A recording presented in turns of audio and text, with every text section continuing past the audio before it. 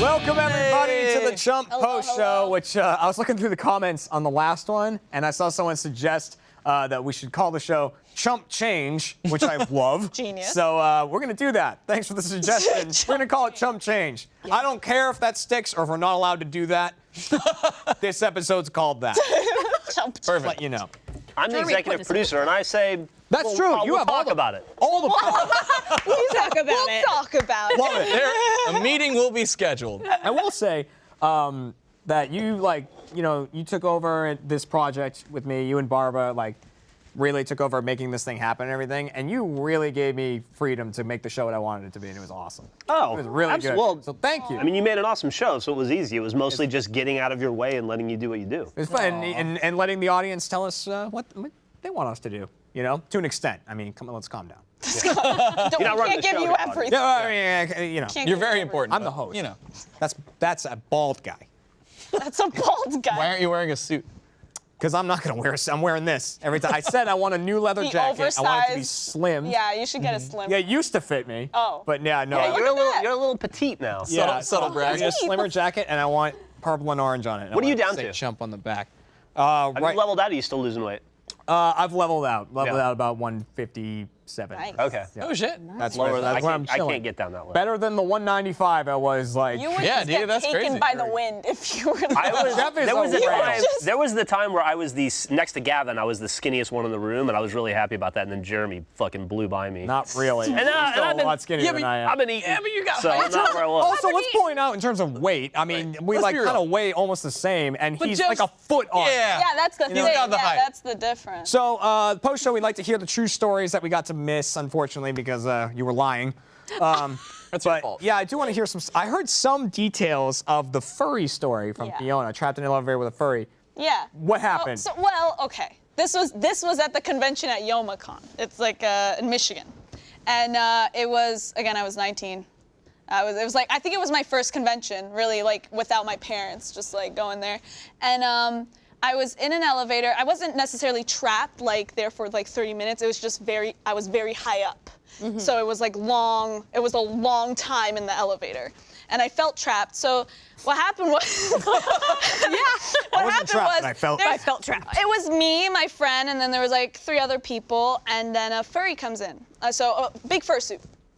And By it the was way, if you are a furry, Hey, good on you. no judging. We're not shaming No you. judging. This is just no a specific judging. This story. is just what happened, and I've never really seen it. I've never really experienced it. So I was like, oh, interesting. And it was I think it was a fox dog What color hybrid. was it? Fox dog. It was white, blue, black. It's blue. Sounds like the Carfax fox. Yeah, maybe that's what he was cosplaying. Yeah. I don't know. Anyways, he comes in. He, she, I actually don't know. They come in and they start. One of the other person there was very excited to see it. So they were like, "Oh my God, he looks so cute!" And then because it's in the mascot, so they're not acting human. They act like the animal. Okay. So I'm in there. I mean, again, first time I've ever seen this. And they get on all fours in the elevator and start, wagging their tail. And then they go on their back, and the person super excited starts petting them and rubbing their stuff.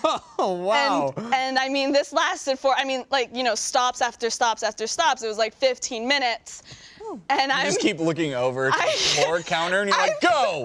Go! No, I actually just blacked out. I was like, oh wow! She doesn't know what happened.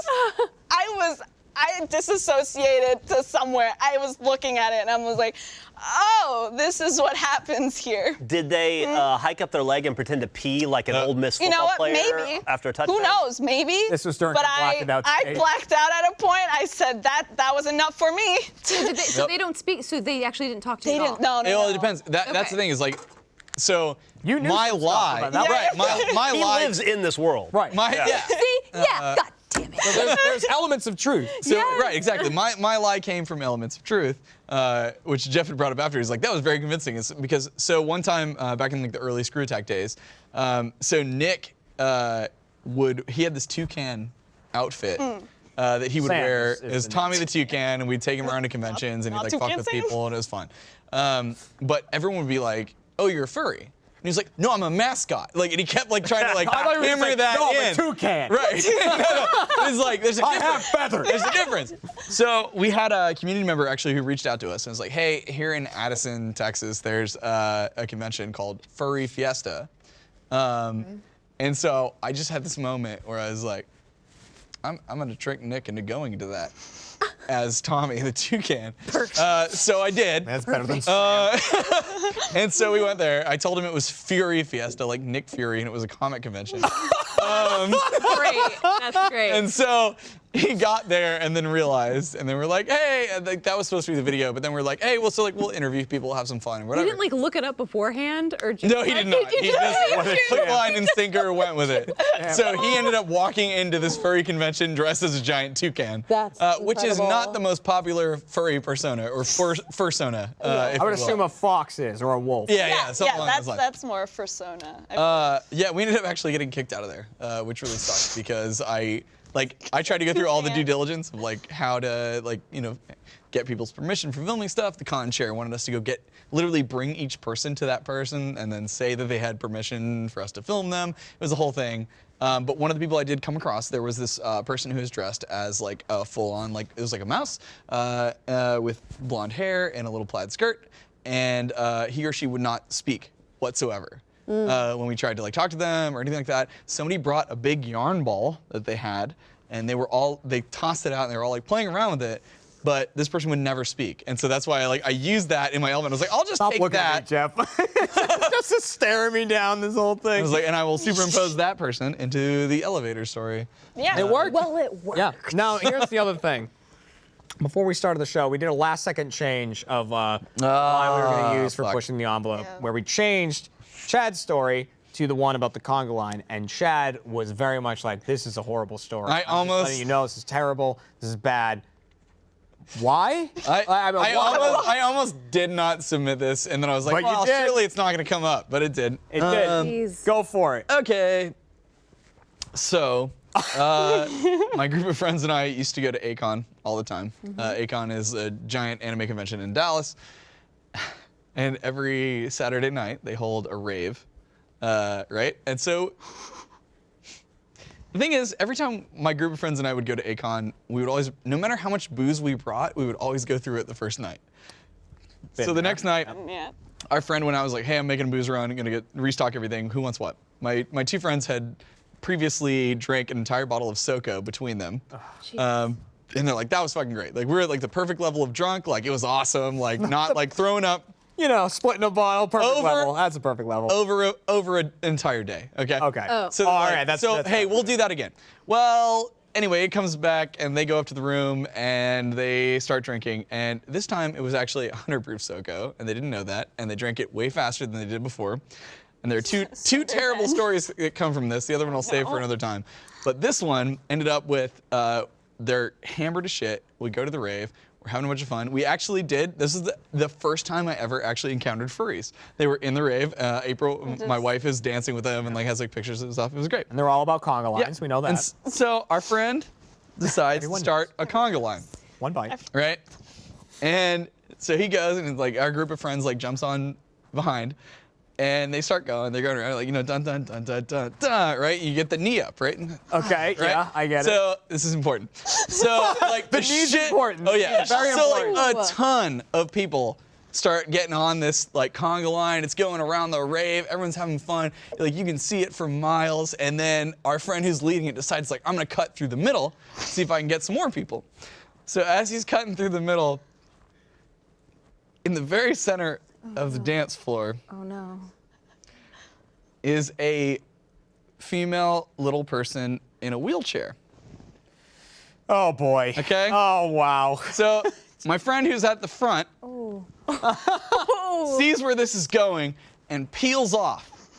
The person behind is one of the dudes that split that bottle of Soko, has no idea what's going on, and continues to dun dun dun dun dun, bam, and nails this person in the face. No. Her wheelchair flips and she slides across the dance floor. Oh no. It gets worse. Great, good. You know what? I was concerned. You've never seen so many people disperse so fast in your life. Jesus. That conga line was fucking gone. And my friend has no idea what he has just done. And this person's two friends come running up to him. They're like, whoa, whoa, whoa, whoa.